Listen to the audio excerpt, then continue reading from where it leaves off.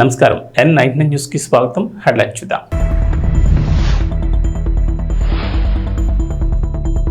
Tea with deputy CM సరికొత్త కార్యక్రమానికి శ్రీకారం చుట్టిన పవన్ కళ్యాణ్.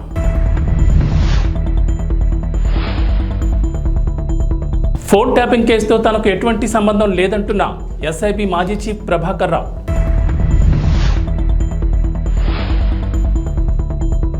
రాజ్ తరుణ్ లావణ్య కేసులో సంచలన విషయాలు వెల్లడించిన అడ్వకేట్ కళ్యాణ్ దిలీప్ సుంకర.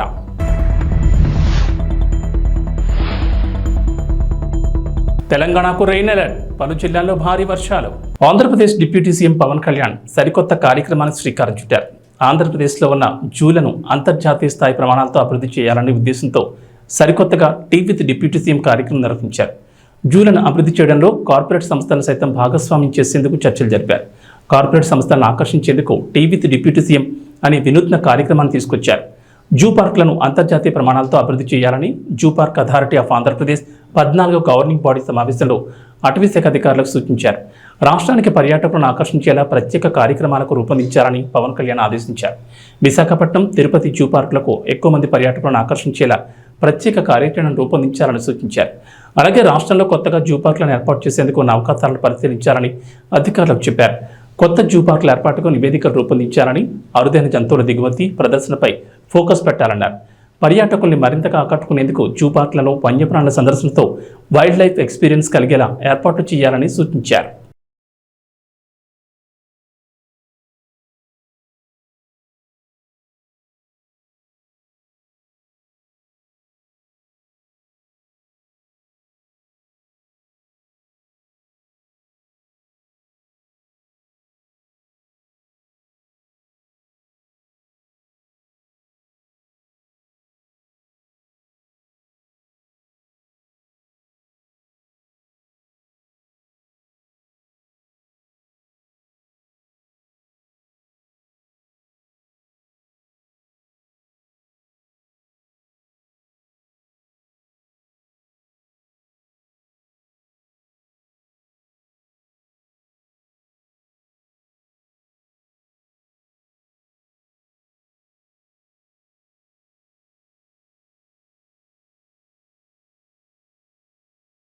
ఆంధ్రప్రదేశ్ రాజధాని అమరావతికి కేంద్రం ఇటీవలే గుడ్ న్యూస్ చెప్పింది. అమరావతికి కీలకమైన నేషనల్ హైవే ప్రాజెక్టులు చేపట్టేందుకు కేంద్రం గ్రీన్ సిగ్నల్ ఇచ్చిన సంగతి తెలిసిందే.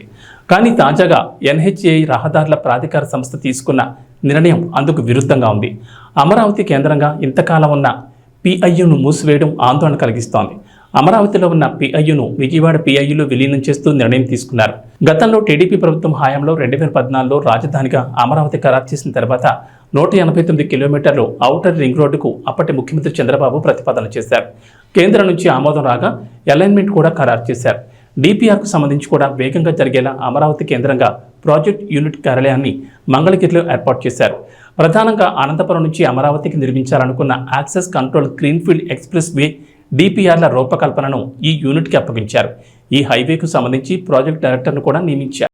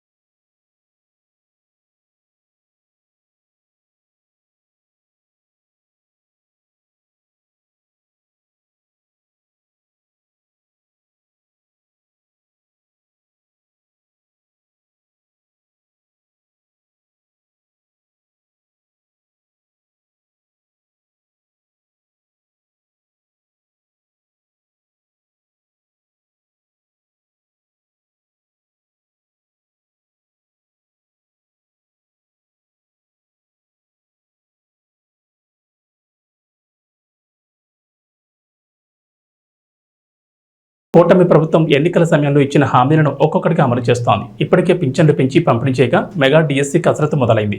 అన్నా క్యాంటీన్ల ఏర్పాటు దిశగా అడుగులు పడుతున్నాయి. ల్యాండ్ టైటిలింగ్ యాక్ట్ను రద్దు చేశారు.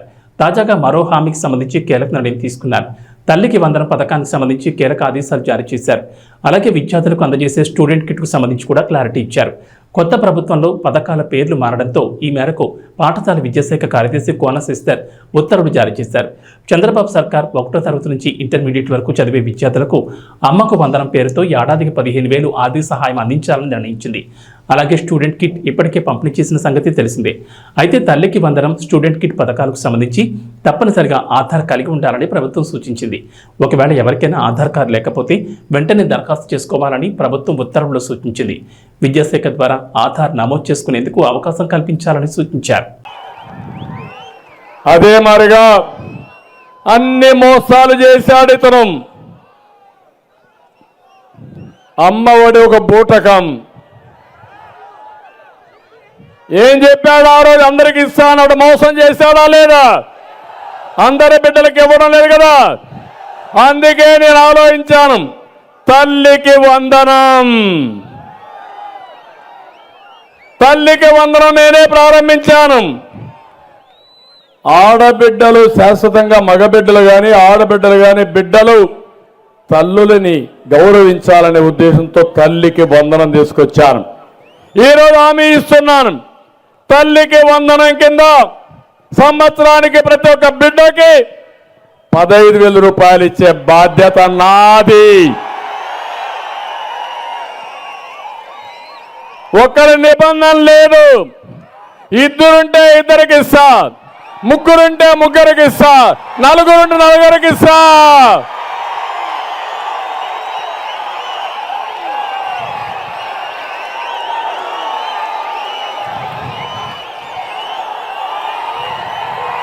ఏమంటారు మీరు?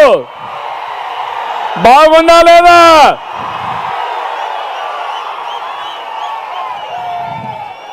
ఎందుకంటే దీంట్లో 2 లాభాలు కూడా ఉన్నాయి. ఆంధ్రప్రదేశ్లో ఒకప్పుడు నేనే కుటుంబ నియంత్రణ తీసుకొచ్చా. జనాభా తగ్గిపోతా ఉంది. మళ్ళా యువత రావాలి, పిల్లలు కూడా పుట్టాలి.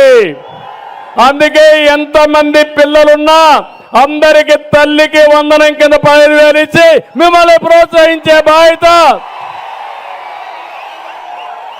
వాళ్ళని బాగా చదివించి దేశానికి ఒక సంపద చేసే బాధ్యత తెలుగుదేశం పార్టీ తీసుకుంటాం. ఫోన్ ట్యాపింగ్ కేసు తెలంగాణలో సంచలనం సృష్టించిన సంగతి తెలిసిందే. గత ప్రభుత్వ హయాంలో అనధికారికంగా స్పెషల్ ఇంటెలిజెన్స్ బ్యూరో అధికారులు, ప్రతిపక్ష పార్టీల నేతలు, పలువురు వ్యాపారులు, కీలక వ్యక్తుల ఫోన్లు ట్యాంపరింగ్ చేశారనే ఆరోపణలున్నాయి. ఈ కేసులో ఇప్పటికే పలువురు పోలీసు ఉన్నతాధికారులు, మాజీ అధికారులు అరెస్ట్ అయి చెంచల్గూడ జైల్లో రిమాండ్ ఖైదీలుగా ఉన్నారు. ఇక ఫోన్ ట్యాపింగ్ వ్యవహారంలో ఎస్ఐబి మాజీ చీఫ్ ప్రభాకర్ రావు ప్రధానంగా ఆరోపణలు ఎదుర్కొంటున్నారు. కాంగ్రెస్ అధికారంలోకి రాగానే ఆయన దేశం వదిలి అమెరికాకు వెళ్లిపోయారు. కేసులో ఆయనే ప్రధాన నిందితుడిగా తీవ్ర ఆరోపణలు ఎదుర్కొంటున్నారు. ఈ నేపథ్యంలో ఆయన అమెరికా నుంచి పోలీసులకు రాసిన లేఖ ఆలస్యంగా వెలుగులోకి వచ్చింది. జూన్ 23న ప్రభాకర్ రావు జూబ్లీహిల్స్ పోలీసులకు లేఖ రాశారు. ఫోన్ ట్యాపింగ్ కేసుతో తనకు ఎటువంటి సంబంధం లేదని ఆ లేఖలో వెల్లడించారు. జూన్ 26న తాను ఇండియాకు తిరిగి రావాల్సిందని, ఆరోగ్యం బాగోలేక యుఎస్లోనే ఉండిపోవాల్సి వచ్చిందన్నారు. తాను క్యాన్సర్, గుండె సంబంధిత వ్యాధులతో బాధపడుతున్నానని, అమెరికా డాక్టర్ల సూచనతో అక్కడే చికిత్స పొందుతున్నట్లు వెల్లడించారు. హైదరాబాద్ మహానగరంగా వేగంగా విస్తరిస్తోంది. అదే సమయంలో నగరవాసులు తీవ్ర ట్రాఫిక్ సమస్యలు ఎదుర్కొంటున్నారు. రద్దీగా ఉండే రోడ్లతో వాహనదారులు ఇబ్బందులు పడుతున్నారు. ట్రాఫిక్ రద్దీని నియంత్రించేందుకు ప్రభుత్వం ఇప్పటికే నగరంలోని పలు ప్రాంతాల్లో ఫ్లైఓవర్లు, అండర్ పాస్లు నిర్మించింది. మరికొన్ని ప్రాంతాల్లోనూ కొత్తగా ఫ్లైఓవర్ల నిర్మాణానికి సిద్ధమైంది. ఇక నగరవాసులకు సుఖవంతమైన, వేగవంతమైన ప్రయాణాన్ని అందించేందుకు నగర మూలల వరకు మెట్రో విస్తరించాలని ప్రభుత్వం ప్లాన్ చేస్తోంది. ప్రస్తుతం ఎల్బీ నగర్, మియాపూర్, నాగోల్, ఎల్బీ నగర్ కారిడార్లలో మెట్రో సేవలను అందిస్తుండగా నగర శివారు ప్రాంతాలైన హయత్ నగర్, శంషాబాద్, బీహెచ్ఎల్, పటాన్చెరు వంటి ప్రాంతాలకు సైతం మెట్రోను విస్తరించేందుకు ప్లాన్ చేస్తున్నారు. ఈ నేపథ్యంలో బుధవారం బేగంపేటలోని మెట్రో రైల్ భవనంలో Hyderabad metro rail MD NVS Reddy, ఇతర ఇంజనీర్ల బృందం, డిపిఆర్ కన్సల్టెన్సీ ఇంజనీరింగ్ నిపుణులతో ఎన్హెచ్ అధికారులు భేటీ అయ్యారు. ఈ భేటీలో మెట్రో ప్రాజెక్ట్, ఫ్లైఓవర్లకు సంబంధించిన పలు కీలక నిర్ణయాలు తీసుకున్నారు. గత వైసీపీ ప్రభుత్వంపై కేంద్ర మంత్రి బండి సంజయ్ తీవ్ర వ్యాఖ్యలు చేశారు. టీటీడీని రాజకీయ పునరావాస కేంద్రంగా మార్చారని విమర్శించారు. స్వామివారిపై భక్తి లేని వారు నామాలు పెట్టుకుని స్వామికి టీటీడీ ఆస్తులకు పంగనామాలు పెట్టారని మండిపడ్డారు. ఇతర మతస్థులకు అధికారాన్ని అప్పగించి తిరుమల క్షేత్రాన్ని అపవిత్రం చేశారని దుయ్యబట్టారు. గత 5 ఏళ్లు వీరప్పన్ వారసుల చేతిలో టీటీడీ పాలన సాగిందని సంజయ్ అన్నారు. ఎర్రచందనం కొల్లగొట్టి వేల కోట్లను సంపాదించారని చెప్పారు. ఎర్రచందనం స్మగ్లర్ల పట్ల కఠినంగా వ్యవహరిస్తామని, వారిని వదిలిపెట్టబోమని అన్నారు. వెంకటేశ్వర స్వామివారి దయ భిక్షతో కార్యకర్త స్థాయి నుంచి కేంద్ర మంత్రి స్థాయికి ఎదిగానని చెప్పారు. ఈరోజు బండి సంజయ్ తిరుమల శ్రీవారిని దర్శించుకున్నారు.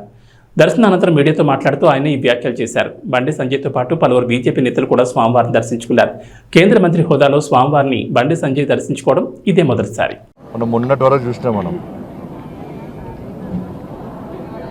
దేవుణ్ణి నమ్మని వాళ్ళు, ధర్మం గురించి ఆలోచించని వారు, పేరుకు నామాలు పెట్టి స్వామివారి ఆస్తులకు పంగనామాలు పెట్టేటువంటి ఆ నయవంచకులు పోయి నిత్యం వెంకటేశ్వర నామస్మరణతో ఆ స్వామివారికి సేవ చేసేటువంటి సేవకుల రాజ్యం వచ్చింది. ఇవాళ రాజకీయ నిరుద్యోగులకు పునరావాస కేంద్రంగా పదవుల కోసం ఇన్ని రోజులుగా ఈ టీటీడీని వాడుకునే ప్రయత్నం చాలామంది చేసింది. నేను చాలా సందర్భాల్లో చెప్పినాను, మేము ఎవరు కూడా ఏ మతానికి వ్యతిరేకం కాదు, ఏ వ్యక్తులకు వ్యతిరేకం కాదు, ఏ మతానికి కించపరిచే వ్యక్తులం కాదు. కానీ హిందూ ధర్మానికి వ్యతిరేకంగా హిందువులు ఆరాధ్య దైవంగా భావించినటువంటి ఈ పవిత్రమైన ప్రాంతాన్ని అపవిత్రం చేయడానికి, వారి ఆస్తిపాస్తులు పెంచుకోవడానికి, శ్రీవారి ఆస్తులను కొల్లదోయడానికి, ఇతర మతస్థులకు అధికారం అప్పచెప్పడం వలన ఎలాంటి అనర్థాలు జరిగినో మనందరికీ తెలిసిందే. అందుకే 2 కొండలవాడ గోవింద గోవింద అనేటువంటి వ్యక్తులు వేరు. ఆ అరాచక నయవంచక పాలన పీడ విరగడైంది. వాళ్ళు 7 కొండలవాడ వెంకటరమణ గోవింద గోవింద అనేటువంటి సేవకులు గారు వచ్చారు. వాళ్ళు ఏం చేసారు? వాళ్ళు ఇన్ని రోజులుగా స్వామివారికి సేవ చేయడం ముఖ్యం కాదు వాళ్ళకు. నేను నిన్న సాయంత్రం నిన్నటి నుంచి వస్తుంటే ఇక్కడ సిబ్బంది కానీ అనేక మంది భక్తులు కానీ ఇక్కడ గత పాలకులు, గత కమిటీ నిర్వాహకులు చేసినటువంటి నిర్వాహకం గురించి చెప్తా ఉన్నారు. అక్రమ దందా, లంగ దందా, లఫంగ దందా, దొంగ దందాలు చేసి వాళ్ళ స్వామివారి ఆస్తిని, జాతీయ సంపదను కొల్లగొట్టే ప్రయత్నం చేశారు. వాళ్ళ ఎర్రచందనం వీళ్ళంతా వీరప్పన్ వారసులు. అంతా కూడా వీరప్పన్ వారసుల చేతిలో మొన్నటి వరకు కూడా టీటీడీ ఉండే. స్వామివారి పవర్ ఎంతో తెలుసు, స్వామివారి శక్తి ఎంతో తెలుసు. సరే 10 సంవత్సరాలు వాళ్ళు ఆడిందే ఆట, పాడిందే పాట కావచ్చు. ఇవాళ ఏమైంది పరిస్థితి? స్వామివారి జోలు పోతే ఏమైంది పరిస్థితి? కానీ ఎర్రచందనం పేరుతోని దొంగదందా చేస్తూ వేల కోట్ల రూపాయలు స్వామివారి ఆస్తిని, జాతీయ సంపదను దోచుకుంటూ వాళ్ళే ఇవాళ రాజకీయాలను శాసించే స్థాయికి వచ్చారు. రాజకీయ నాయకులను వాళ్ళ గుప్పిట్లో పెట్టుకొని ఎన్నికల్లో గెలవాలన్నా, ఎన్నికల్లో ఖర్చు పెట్టాలన్నా, పార్టీలు నడవాలన్నా, చివరకు ప్రభుత్వాన్ని కూడా అప్పులు ఇచ్చే స్థాయికి వచ్చిరంటే ఇంతకన్నా దుర్మార్గం, ఇంత కూడా సిగ్గుచెట్టి కూడా కాదన్న విషయాన్ని మనం గుర్తుంచుకోవాలి. తప్పకుండా దీన్ని వదిలిపెట్టే ప్రసక్తి లేదు. గతంలో విషయంలో చంద్రబాబు నాయుడు గారు మాట్లాడారు, పవన్ కళ్యాణ్ గారు మాట్లాడారు, మా భానుప్రకాష్ గారు, వీళ్ళందరూ కూడా ఈ విషయంలో చాలా సందర్భాల్లో ఫైట్ చేశారు. కానీ వాళ్ళ ఆలోచన ఏంది? ఉన్నన్ని రోజులు ఈ ఎర్రచందనం పేరుతో మొత్తం దోచుకోవాలి, శ్రీవారి సంపదను దోచుకోవాలి, మేము కోటీశ్వరులుగా మారాలని చెప్పి ఒక దురాలోచనతో వాళ్ళు ఇన్నోళ్ళు ఇక్కడ నిత్యం పాలన కొనసాగించారు. కాబట్టి దాన్ని వదిలిపెట్టే ప్రసక్తి లేదు. పూర్తిగా ఈ విషయాన్ని మా కేంద్ర హోంశాఖ మంత్రులు అమిత్ షా గారి తీసుకొస్తాం. తప్పకుండా దీన్ని నివేదికలు తెప్పించుకుంటాం. ఎర్రచందనం స్మగ్లింగ్ పేరుతోని స్వామివారి సంపదను, జాతీయ సంపదను ఎవరైతే దోచుకున్నారో, అక్రమ దందా చేశారో ఆ మూర్ఖులను వదిలిపెట్టే ప్రసక్తి లేదు. మా మీద ఏ రాజకీయ ఒత్తిడి ఉండదు.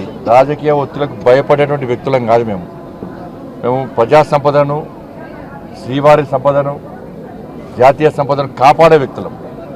ఇన్ని రోజులు మీరు ఆడింది ఆటపాడు, ఇక్కడి నుంచి జరిగే ప్రసక్తి లేదు. వాళ్ళని వదిలిపెట్టే ప్రసక్తి లేదు. రాచకొండ పోలీస్ కమిషనర్ గా సుధీర్ బాబు నియమితులయ్యారు. బుధవారం ప్రభుత్వం ఉత్తర్వులు జారీ చేసిన వెంటనే ఆయన నేరెడ్మెట్ సిపి ఆఫీసులో బాధ్యతలు స్వీకరించారు. గతంలో రాచకొండ సిపిగా సుధీర్ బాబు అసెంబ్లీ ఎన్నికల టైంలో ఇక్కడి నుంచి బదిలీ అయ్యారు. బుధవారం రాష్ట్ర ప్రభుత్వం చేపట్టిన బదిలీలో భాగంగా తిరిగి రాచకొండకు వచ్చారు. ఇప్పటి వరకు రాచకొండ సిపిగా ఉన్న డాక్టర్ తరుణ్ చూసి ఏసీబీ డైరెక్టర్ గా బదిలీ అయ్యారు.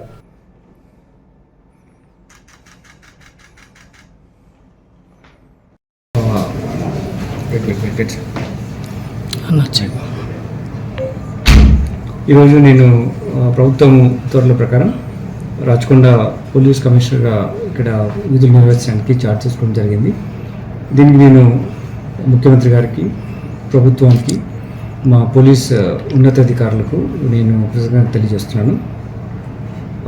టెక్నికల్ గ్రౌండ్స్లో ట్రాన్స్ఫర్ అయినప్పుడు మళ్ళీ నాకు ఇదే పోస్టింగ్ రీపోస్ట్ చేయడం ఒక ఉన్నతమైనటువంటి బాధ్యత నా మీద మా పోలీసు ఉన్నతాధికారులు, ప్రభుత్వం నిలబెట్టింది. వాళ్ళ నమ్మకాలకు తగ్గట్టుగా పనిచేస్తూ నాతో ఉన్న అధికారులతో టీం వర్క్గా ముందుకెళ్తూ బెటర్ సర్వీస్ అందిస్తూ ఏవైతే మన పోలీస్ డిపార్ట్మెంట్ ఉన్నటువంటి గోల్స్ ఏమున్నాయో, అలాగే ముఖ్యమంత్రి గారు ఏ మార్గంలో పోలీస్ డిపార్ట్మెంట్ ఫంక్షన్ చేయాలి అనేటువంటి నిర్దేశాలు మాకున్నాయి. దాని ప్రకారం డ్యూటీస్ నిర్వర్తిస్తూ బెటర్ సర్వీస్ డెలివరీ చేసే విధంగా టీం వర్క్తో మేము ముందుకెళ్తాం. ఇది మళ్ళీ మా వాళ్ళందరితో ఒకసారి మాట్లాడి మీకు మేము చేసేటువంటి యాక్టివిటీస్ పోలీస్ పర్స్పెక్టివ్లో, లా అండ్ ఆర్డర్ పర్స్పెక్టివ్లో ఏముంటాం, మేము ఇంటరాక్షన్లో ఉంటాం. ఇది కంటిన్యూస్ ఇంటరాక్షన్ ప్రాసెస్. ప్రస్తుతానికి since you come requesting for this telling once again I'm thankful to the government, thankful to the honourable chief minister sir and the police leadership for నాకు ఇటువంటి అవకాశం మళ్ళీ ఇచ్చినందుకు, నేను ఆ నమ్మకాన్ని నిలిపినందుకు తప్పకుండా నా విద్యుత్ ధర్మంని చట్టపరంగా, న్యాయపరంగా నిర్వర్తిస్తూ ప్రజలకు శాంతి భద్రత పరిరక్షణలో పూర్తిగా అంకిత భావంతో పనిచేస్తామని తెలియజేస్తున్నాను. థ్యాంక్స్. నటుడు రాజ్ తరుణ్ లావణ్య ఎపిసోడ్లో రోజుకో ట్విస్ట్ బయటకు వస్తోంది. రాజ్ తరుణ్పై మొదటిసారి ఫిర్యాదు చేసినప్పుడు ఆధారాలు ఇవ్వలేదు. రెండోసారి ఆధారాలు ఇవ్వడంతో నార్సింగ్ పోలీసులు కేసు నమోదు చేశారు. హీరోయిన్ మాల్వితో రాజ్ తరుణ్ ఉంటూ తనను మోసం చేశాడని ఫిర్యాదులో పేర్కొంది. రాజ్ కుమార్ సోదరుడిపై కూడా ఆమె ఫిర్యాదు చేసింది. సోదరుడు తనను పలుమార్లు బెదిరించినట్లు తన ఫిర్యాదులో పేర్కొంది. మరోవైపు మాల్వి రాయదుర్గం పోలీసులకు ఫిర్యాదు చేశారు. తనను తన తమ్ముడిని లావణ్య బెదిరిస్తున్నారని, ఆమెపై చర్యలు తీసుకోవాలని కోరారు. లావణ్యపై గతంలో సైబరాబాద్ షీటీం కూడా ఫిర్యాదు చేశారు. రాజ్ తరుణ్ 10 ఏళ్లుగా తనతో కాపురం చేస్తున్నట్లు పోలీసులకు ఇచ్చిన ఫిర్యాదులో లావణ్య పేర్కొన్నారు. తనకు కొన్నాళ్ల క్రితం అబార్షన్ చేయించినట్లు చెప్పారు. తాను అన్విక పేరుతో రాజ్ తరుణ్తో కలిసి ఉన్నట్లు చెప్పారు. అన్విక పేరుతో ఇద్దరం కలిసి విదేశాలకు కూడా వెళ్లామన్నారు. మాల్వి వచ్చిన తర్వాత రాజ్ తరుణ్ తనను దూరం పెట్టారని లావణ్య ఆరోపించారు. మాల్వి కోసం అతను ముంబై వెళ్లాడని, దీన్ని తాను ప్రశ్నించానని, నాటి నుంచి తనను దూరం పెట్టారని ఫిర్యాదులో పేర్కొన్నారు. లావణ్య ఫిర్యాదును ఆధారాలతో స్వీకరించిన పోలీసులు కేసు నమోదు చేశారు. జింబాబ్వేతో నిన్న జరిగిన 3వ టీ20లో విజయం సాధించిన భారత జట్టు 2-1తో సిరీస్లో ముందంజ వేసింది. ఈ విజయంతో ఓ ఘనమైన రికార్డును తన ఖాతాలో వేసుకుంది. అంతర్జాతీయ టీ20లో ఏకంగా 150 మ్యాచ్లు గెలిచిన ఏకైక జట్టుగా అవతరించింది. భారత్ తర్వాత పాకిస్తాన్ 142 విజయాలతో రెండో స్థానంలో ఉండగా, న్యూజిలాండ్ 111, ఆస్ట్రేలియా 105, సౌత్ ఆఫ్రికా 104తో వరుసగా ఆ తర్వాతి స్థానాల్లో ఉన్నాయి. హరారే స్పోర్ట్స్ క్లబ్లో నిన్న జరిగిన 3వ టీ20లో భారత జట్టు 23 పరుగుల తేడాతో విజయం సాధించింది. కెప్టెన్ శుభ్మన్ గిల్ 66 పరుగులతో అదరగొట్టగా, గత match century hero Abhishek Sharma 10 పరుగులు మాత్రమే చేశాడు. జైస్వాల్ 36, గైక్వాడ్ 49 పరుగులు చేయడంతో భారత జట్టు 182 పరుగులు చేసింది. అనంతరం 183 పరుగుల లక్ష్యంతో బ్యాటింగ్ ప్రారంభించిన జింబాబ్వే 159 పరుగులు మాత్రమే చేసి ఓటమి పాలైంది. 5 మ్యాచ్ల సిరీస్లో భాగంగా చివరి 2 మ్యాచ్ల్లో ఈ నెల 13, 14 జరగనున్నాయి. ఇక వాతావరణ విషయానికి వస్తే, తెలంగాణ ప్రజలకు హైదరాబాద్ వాతావరణ కేంద్రం అధికారులు చల్లని కబురు చెప్పారు. ఇవాళ రాష్ట్రంలోని పలు జిల్లాల్లో వర్షాలు కురుస్తాయన్నారు. నైరుతి రుతుపవనాలు బలపడడం, బంగాళాఖాతంలో ఏర్పడిన ద్రోణి ప్రభావంతో వర్షాలు పడే ఛాన్స్ ఉందని చెప్పారు.